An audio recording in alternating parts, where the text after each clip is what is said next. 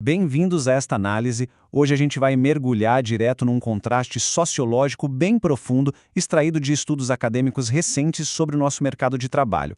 A ideia aqui é entender, na prática, como populações marginalizadas navegam pelas fronteiras entre a exclusão pesada no mundo físico e essas novas fronteiras de resistência que surgiram no mundo digital. Para começar, olha esse número aqui: 90%.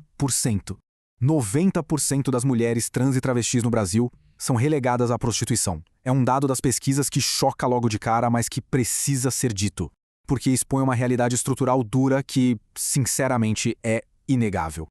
E aí a gente olha para o outro lado e vê isso. 4%. Só 4% dessa mesma população consegue acessar o mercado de trabalho formal. É um abismo gigantesco. Isso levanta um questionamento inevitável sobre como as portas da economia tradicional estão simplesmente fechadas para essas identidades. É uma falha sistêmica que acaba impactando toda a sociedade. Nossa exploração vai passar hoje pela ilusão da inclusão, a realidade dos mercados de trabalho, o peso do estigma, as plataformas digitais como resistência, a luta por reconhecimento e, por fim, como tudo isso está redefinindo a cidadania moderna. Indo para a nossa primeira parte, a ilusão da inclusão, onde a gente contrasta o que as empresas dizem com o que as pessoas realmente vivem. Sem trabalho eu não sou nada, não tenho dignidade, não sinto meu valor, não tenho identidade. Essa aspa aqui, que dá título a uma das dissertações que analisamos, traz aquele banho de humanidade que os dados sozinhos às vezes não dão.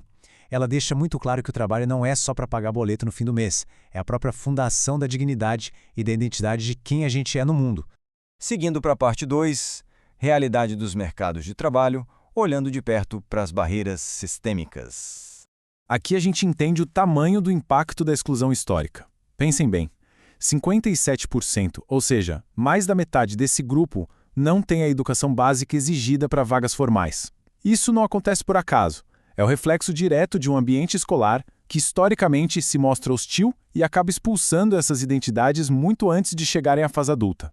E olha que cenário paradoxal os dados revelam. A gente teve um aumento recente de 40% nas contratações de diversidade corporativa. Legal, né? Só que, ao mesmo tempo, a retenção caiu 5%. O que isso quer dizer na prática?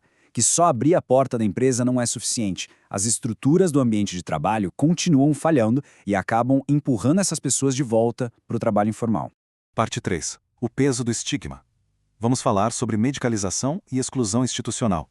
Os textos acadêmicos fazem um mapeamento de como essas identidades foram medicalizadas ao longo das décadas. Lá em 1973, Norman Fiske cunha o termo transexualismo. Aí nos anos 80 e 90, o DSM traz classificações de transtorno e a CID-10 mantém classificações comportamentais até hoje. É uma linha do tempo que mostra direitinho como diagnósticos psicológicos marginalizaram historicamente esses grupos, transformando uma identidade social numa condição clínica.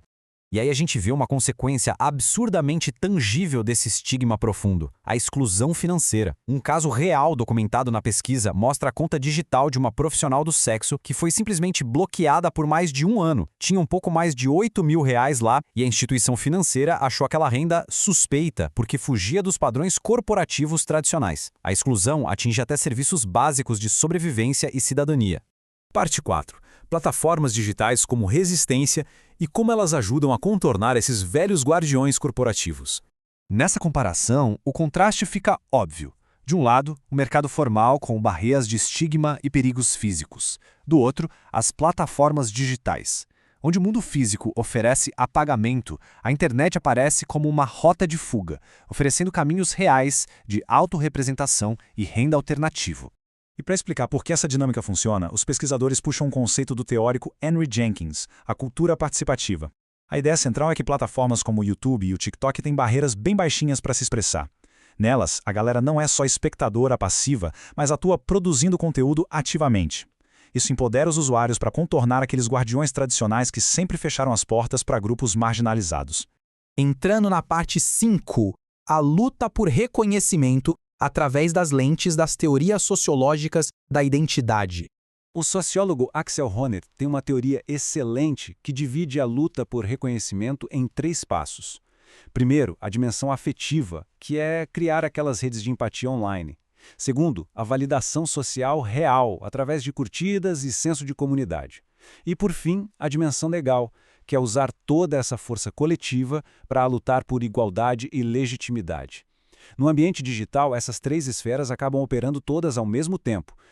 Para dar ainda mais profundidade a isso, os estudos trazem um conceito de transfeminismo e interseccional, da Letícia Nascimento. Basicamente, ela nos mostra que não dá para analisar isso por um único ângulo. Gênero, raça, classe social, todas essas dimensões se misturam e moldam a exclusão de um jeito inseparável.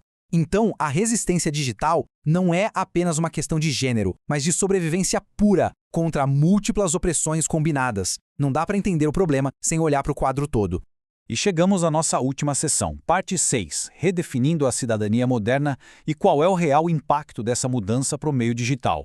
O grande resumo dos pesquisadores é que o digital vai muito além da visibilidade. As plataformas hoje fornecem ferramentas que garantem sobrevivência econômica real. Elas subvertem o discurso normativo imposto, reconfiguram ativamente a visão que a sociedade tem sobre essas identidades e, talvez o mais incrível, conseguem estabelecer comunidades ativas de pertencimento onde antes o silêncio predominava.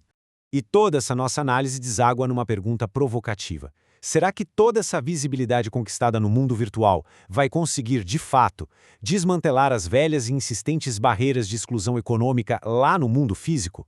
É uma reflexão vital que, sem dúvida, vai continuar desafiando a academia e a nossa sociedade num futuro próximo. Bom, espero que tenham gostado dessa explicação do material. A gente se vê na próxima.